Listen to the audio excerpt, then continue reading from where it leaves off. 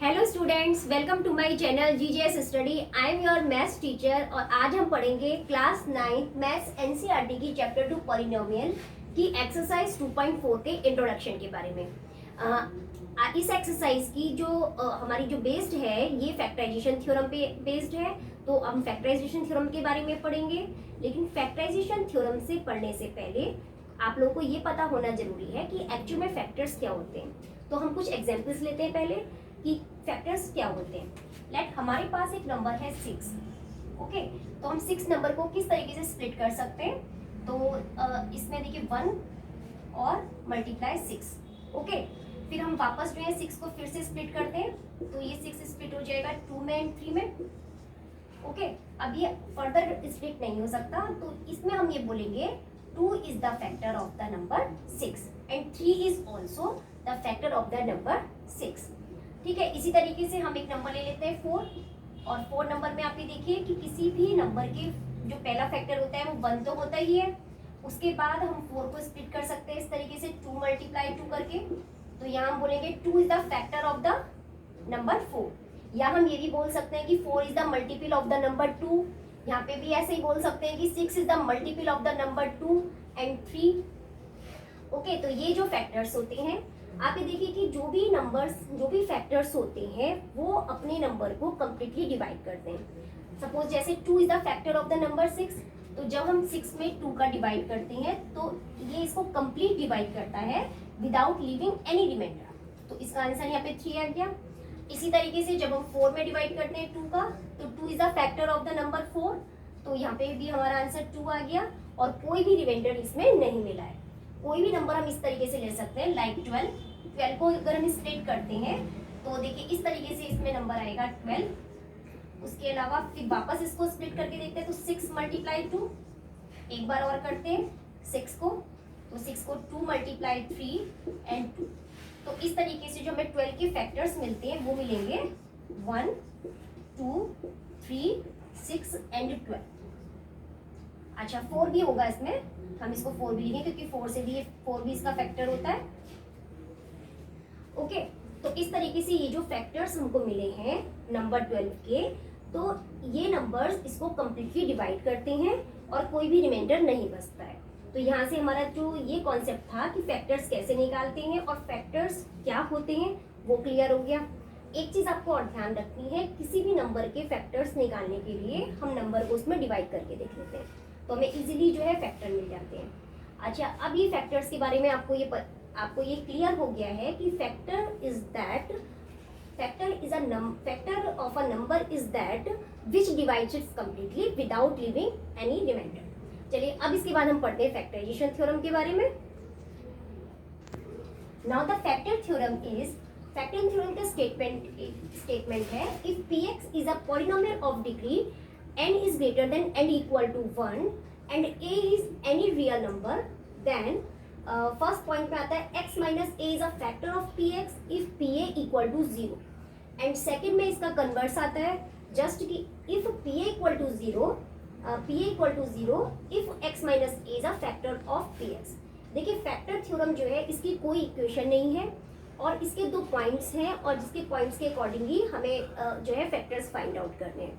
Okay, तो इसके proof का बेसिकली इसका प्रूफ आता नहीं है एग्जाम्स में, लेकिन फिर भी क्वेश्चन को सॉल्व करने के लिए और समझने के लिए इसके प्रूफ को आपको समझना होगा। ओके, तो इसमें जो है फर्स्ट पॉइंट को जो हम प्रूफ करेंगे इसके रिमाइंडर थ्योरम के थ्रू करेंगे। जैसे मैंने आपको रिमाइंडर थ्योरम में बताया था कि हमें तभी 2 पॉलिनोमियल में अगर डिवाइड किया जाता है तो 1 पॉलिनोमियल का सेकेंड पॉलिनोमियल में डिवीजन करने के बाद अगर हमें रिमाइंडर 0 मिलता है, इट मीन्स लीनियर पॉलिनोमियल जो है उसका फैक्टर होता है या कंप्लीटली डिविजिबल होता है, तो रिमाइंडर की वैल्यू 0 आती है। ओके, और अगर कंप्लीटली डिविजिबल नहीं होता मीन्स फैक्टर नहीं होता, तो हमारी रिमाइंडर 0 नहीं आता है। तो इसी को जो हम फैक्टर थ्योरम है इसको भी हम रिमाइंडर थ्योरम से ही प्रूफ करेंगे। तो इसके फर्स्ट पॉइंट को प्रूफ करने के लिए हम रिमाइंडर थ्योरम लेंगे। रिमाइंडर थ्योरम क्या थी, if px be a polynomial, px is a polynomial which is dividend and it is divided by another polynomial gx, या हम इसको x माइनस ए भी ले सकते हैं, then we get quotient Q and the reminder. Reminder को हम R बोले या फिर हमने रिमाइंडर थ्योरम में से PA लिखा था तो हम इसे R के प्लेस पे यहाँ PA ही लिख लेते हैं। ओके, तो फर्स्ट स्टेटमेंट में इन्होंने हमें दिया है x minus is a factor of px if pa equal to 0। तो हम pa की वैल्यू को 0 रख करके देखते हैं। तो जब हमने pa यहाँ पे 0 रखा तो हमें क्या मिला, px इक्वल टू 0 रखने पे put the pa equal to 0 we get px equal to gx which is the divisor and qx which is the quotient. और यहाँ पे pa की वैल्यू हो गई 0, तो हमें px की पॉलिनोमियल की वैल्यू मिली है ये। तो इससे हमने ये प्रूफ कर दिया, जो हमारा रिमाइंडर 0 आ गया है और इन दोनों की मल्टीप्लाई करके डिवाइजर और क्वोशिएंट की मल्टीप्लाई करके हमें डिविडेंड मिल रहा है। तो it means x minus A is a, इसकी जगह हम लोग x माइनस ए ही लिख लेते हैं क्योंकि क्वेश्चन में हमको x माइनस ए ही दिया गया है। तो आप gx की जगह x माइनस ए लिख सकते हैं।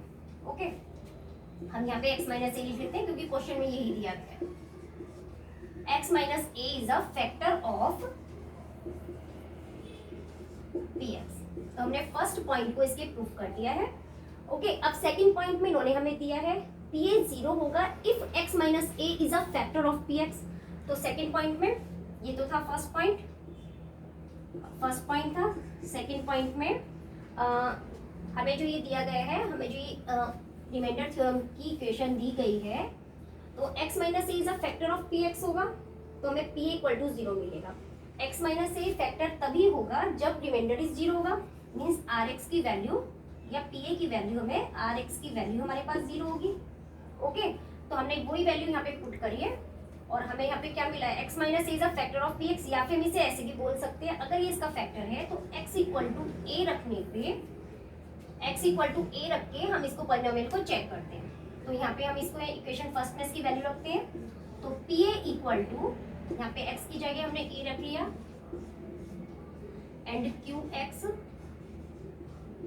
और plus x equal to a रखा है यहाँ पे pa।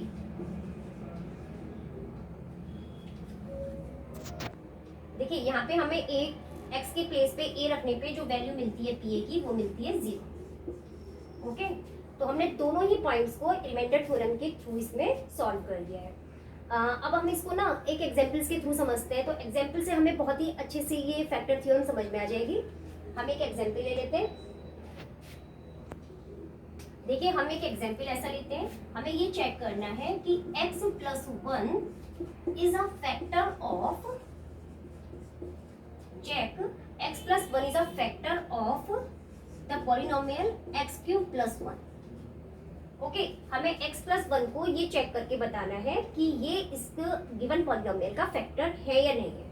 तो जैसे हम फैक्टर वाली थ्योरम में करते हैं, रिमाइंडर थ्योरम में करते हैं कि जो हमारा लीनियर पॉलिनोमियल दिया गया है उसको चेक करने के लिए हम 0 के इक्वेशन लिख लेते हैं। तो हम क्या करते हैं, x प्लस 1 इक्वल टू 0, इसके फैक्टर को चेक करने के लिए। तो यहाँ x की वैल्यू आ गई -1 और इस वैल्यू को फिर हम इसमें इस पॉलिनोमियल में पुट करके देखते हैं। x के प्लेस पे -1 रखा, -1 की power cube and plus 1।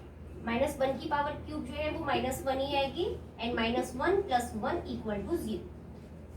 Means इसको हमें फैक्ट डिवाइड करने पे जो हमें रिमाइंडर मिला है वो 0 मिला है। It means x plus 1 is the factor of the polynomial x cube plus 1। तो इसी तरीके से जो क्वेश्चंस हैं हमको उसमें चेक करना है कि गिवन पॉलिनोमियल जो है वो दूसरे पॉलिनोमियल का फैक्टर है या नहीं। ओके, देखिए फैक्टर थ्योरम के बाद जो हमारा नेक्स्ट टॉपिक आता है वो आता है फैक्टराइजेशन ऑफ पॉलिनोमियल्स।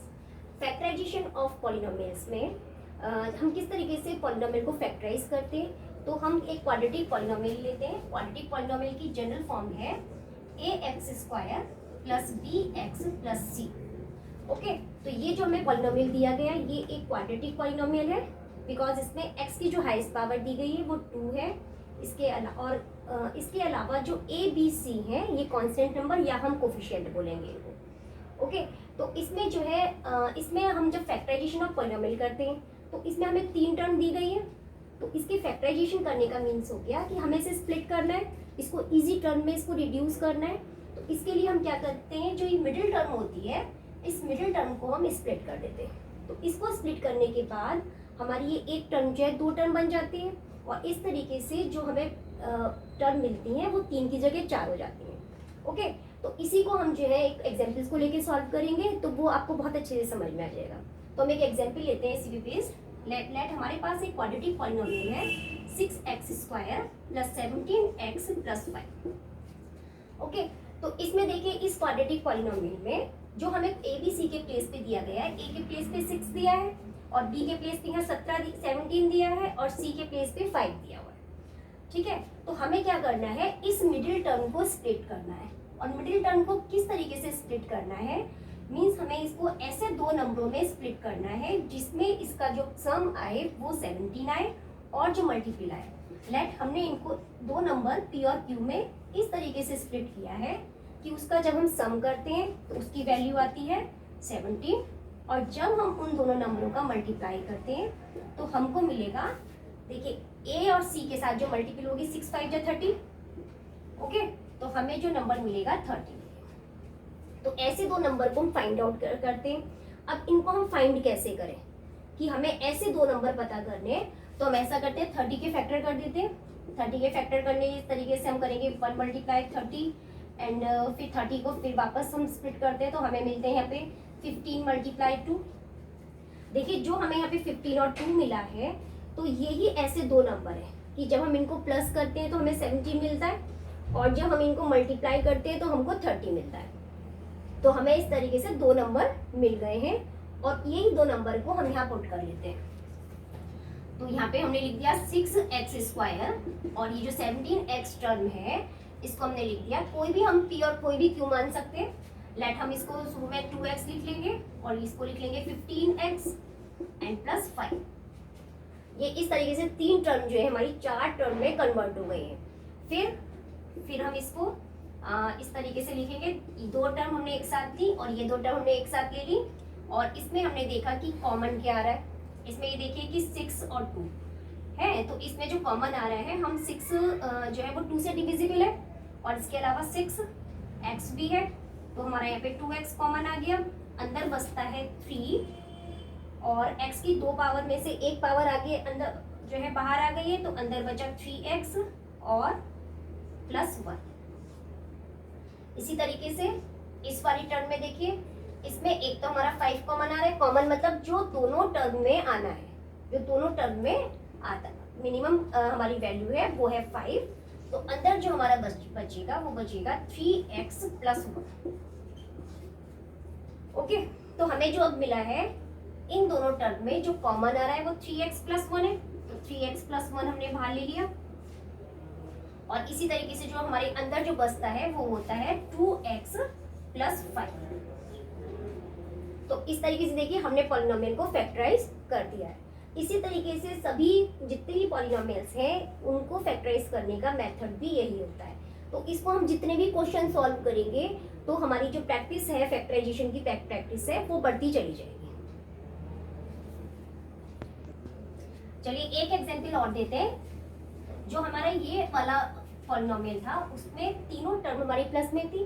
अब हम कोई ऐसा पॉलिनोमियल लेते हैं जिसमें हमारी टर्म माइनस में आ जाती है, फिर देखना आप उसको हम किस तरीके से स्प्लिट करते हैं। लेट हमारे पास एक एग्जांपल है 5² - 6x,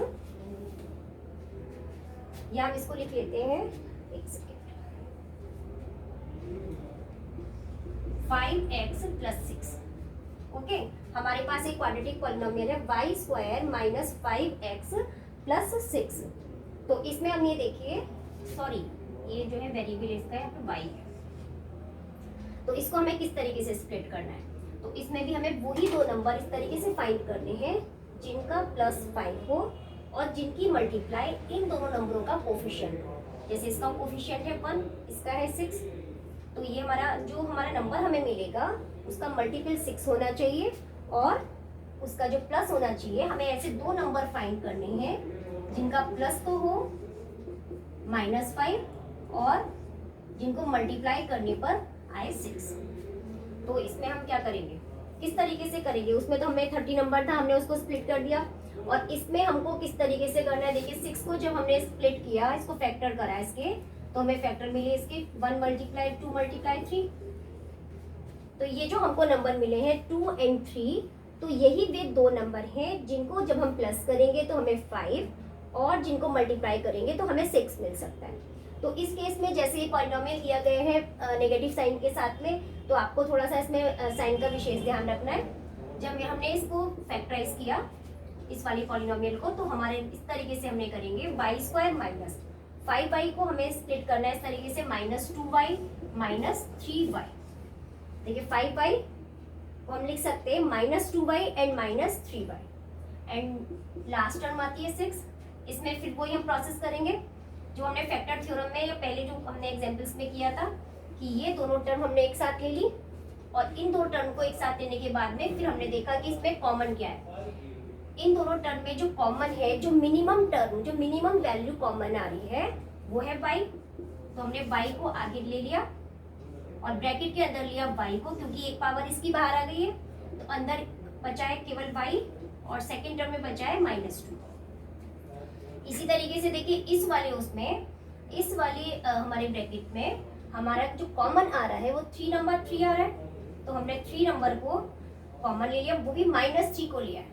देखिए हमने -3 को कॉमन लिया है इसमें, तो अंदर क्या बचा, ब्रैकेट के अंदर बचा इसमें y, -3 कॉमन आ गया तो ब्रैकेट के अंदर y बचा, और माइनस नंबर माइनस हमने कॉमन लिया है साइन, तो अंदर भी माइनस का साइन ही बचेगा। ओके, क्योंकि माइनस साइन हमने कॉमन लिया है तो अंदर माइनस आ गया और अंदर बचा है 2। अब ये देखिए इसमें जो दोनों टर्म में हमारा कॉमन टर्म आ रही है वो है y -2 और नेक्स्ट टर्म आ रही है y -3। तो इस तरीके से हमने इस वाले पॉलिनोमियल को y -2 एंड y -3 में फैक्टराइज कर लिया है। I hope factorization of the polynomial और फैक्टर थ्योरम आपको बहुत अच्छे से क्लियर समझ में आ गई होगी। अब इसके बाद जब हम इसके एक्सरसाइज के क्वेश्चन करेंगे तो आपके सभी डाउट्स इसमें क्लियर हो जाएंगे। आई होप आज की वीडियो आपको अच्छी लगी होगी। अगर वीडियो अच्छी लगे तो चैनल को सब्सक्राइब करें, लाइक करें और शेयर करें। Thank you.